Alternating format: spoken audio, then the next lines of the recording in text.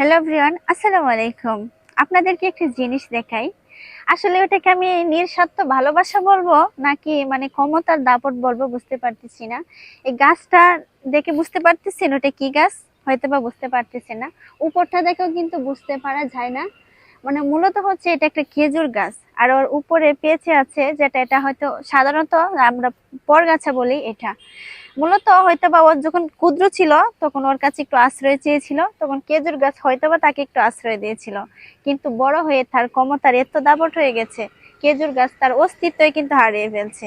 বোঝাই যায় না যে আসলে এটা খেজুর গাছ।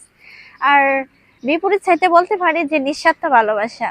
ভালোবাসায় এরকম ভাবেই মগ্ন হয়ে গেছে, ওর নিজে নিজের অস্তিত্বটা লুকিয়ে দিয়েছে, আর ওকে সুস্থভাবে বাঁচার জন্য একটা সুযোগ করে দিয়েছে। কিছু একটা হতে পারে, বুঝতে পারতেছি না, কিন্তু এটা দেখে আমরা আসলে অনেক কিছু শিখতে পারতেছি যে আসলে কাকে জীবনে জায়গা দেওয়া উচিত, কাকে জীবনে জায়গা দেওয়া উচিত না।